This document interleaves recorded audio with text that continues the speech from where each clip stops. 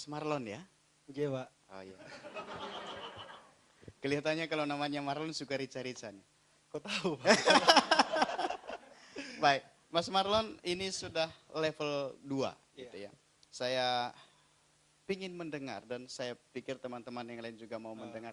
Apa sih kesaksian yang bisa Mas Marlon bawa ke tempat ini setelah level 1 sehingga level 2 ini juga masih merasa membutuhkan gitu. Mari silakan. Oke, waktu setelah keluar dari level 1 di sini, saya dalam tanda kutip merasa udah kudus, gitu kan.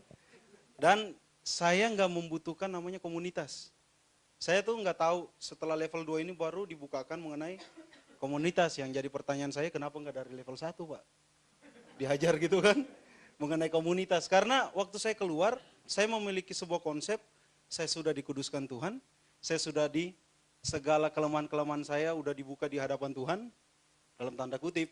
Akhirnya saya drop lagi. Saya jatuh bahkan lebih parah dari yang sebelumnya. Nah, terus saya memiliki konsep bahwa saya harus dipulihkan lagi. Pertama waktu dia keluar dari level 1 itu perasaannya, tapi kemudian perasaan-perasaan itu tidak bertahan dan dia ada lagi hal-hal tertentu yang dia jatuh sehingga itu menjadi kebutuhan masuk ke level 2 gitu ya. Terus bagaimana setelah level 2 ini kekudusannya tambah atau berkurang? Saya jujur aja saya sudah tidak memikirkan masalah kekudusan. Kekudusan itu anugerah Tuhan bagi kita ya. Jadi saya nggak mau munafik, waktu saya masuk ke sini hari pertama itu saya nggak ngerti mengenai disfungsi itu apa. Itu terus Bois ajar juga saya nggak ngerti. Sampai di kamar saya tanya buat Pak Sahara, sebenarnya disfungsi itu apa sih? Saya tuh nggak ngerti. Sampai sekarang Dia ini ngerti kan. nggak? Setahu saya disfungsi juga, Pak. Nah, terus waktu kami berdoa, terus Tuhan bawa bahwa ada sesuatu yang di masa lalu saya yang dibukakan lebih lagi di level 2 ini. Dan saya makin tahu bahwa saya itu sebenarnya belum menjadi manusia yang utuh ya. Belum, istilahnya citra Allah ini benar-benar belum dipulihkan. Karena saya sendiri udah merasa, saya membatasi Tuhan dengan merasa bahwa, oh saya keluar dari level 1 saya kudus. Bahwa saya nggak akan bisa jatuh. Saya pasti kuat. Gitu. Nah, di tengah perjalanan saya jatuh lagi. Dan di level 2 ini, puji Tuhan ada banyak hal yang disingkapkan buat saya sampai saya pun bersyukur buat kelompok saya ya. Saya kan wakil gembala. Nah, saya di sini kita ada lelucon. Saya bilang di gereja saya itu suka doain orang. Tapi di sini saya didoain jemaat gitu kan. Nah, terus Siapa jemaatnya yang ada di sini? gitu kan. Jadi Tuhan itu pakai siapa saja Bapak Ibu. Amin. Bukan hanya pendeta yang bisa berkhotbah. Gitu. Terus saya katakan buat mereka di kamar, saya punya konsep seperti ini bahwa orang yang paling kesepian di gereja itu pendeta. Iya. Karena apa? Kita bisa mendoakan jemaat, tetapi kita didoakan siapa? Ya, orang bisa datang konseling buat kita mau konseling buat siapa? Kalau kita konseling mengenai dosa-dosa kita buat jemaat, wah, besok langsung udah gereja kosong. Pasti nggak akan ada jemaat yang mau datang kan? Waduh, khotbahnya seperti ini, tapi pendetanya rusak sendiri gitu kan? Nah, saya bersyukur saya punya komunitas di sini. Dan saya berjanji, saya akan tetap ada di komunitas ini. Amin. Oke. Apakah Mas Marlon bisa menceritakan kepada kami hal apa yang dibukakan Tuhan di sini secara spesifik, tapi itu tidak sensitif gitu ya, tapi mungkin pemahaman atau hal-hal tertentu yang di level 2 ini Tuhan membukakan sesuatu bagi Mas Marlon.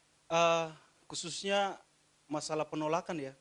Saya tuh merasa bahwa keluarga saya baik-baik, saya nggak pernah ditolak, saya orang yang diterima.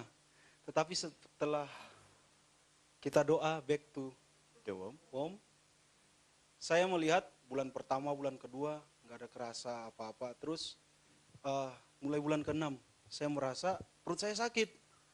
Itu saya pikirnya tadi pagi makan terlalu banyak ini. Gitu kan. Wah, terlalu banyak makan. Tapi yang menggelitik hati saya, kok setiap memberkati ditutup bulan ke-6 masuk ke bulan ke-7 gitu, kok hilang. Terus nanti masuk bulan ke-7, gitu lagi, sakit lagi. Sampai saya udah berpikir saya mau ke belakang. Pas mau ke belakang gini udah diberkati, loh hilang lagi, gitu kan. Sampai terakhir itu puncaknya itu bulan ke-9 dan saya tahu mama saya pernah cerita bahwa waktu beliau mau melahirkan saya itu sempat kesakitan selama 10 jam. Nah, bontot Pak. Gitu. Kemudian saya diingatkan lagi bahwa saya itu tertolak dari papa saya. Papa saya itu mengharapkan anak perempuan. Oh. Sampai saya sempat dijadikan taruhan. Waktu itu ceritanya gini, dan saya anggap itu sebenarnya cerita biasa, tapi setelah level 2 ini saya tahu itu sebuah yang sangat mendalam. Waktu tahun 86, saya lahirnya tahun 86, masih muda saya, meskipun wajah boros, tapi umur masih muda. Gitu. Nah, kalau Bapak Ibu yang tahu pada tahun itu katanya Elias Pikal pertama kali kalah itu di tahun itu. Dan papa saya itu sangat fans sama Elias Pikal. Dan waktu itu sebelum tanding papa saya mengatakan gini, jadi saya dijadikan undian.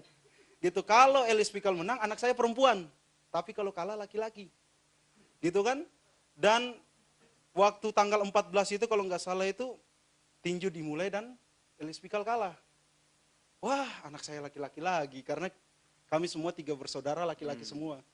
Wah, anak saya laki-laki lagi, dan papa saya itu saking terlalu fans sama Elias Pikal itu nggak menemani ibu saya waktu melahirkan.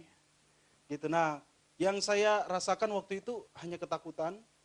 Waktu kita doa, saya rasa ketakutan, terus saya rasa badan saya panas. Dan saya orang yang suka pakai rasio ya Bapak Ibu ya.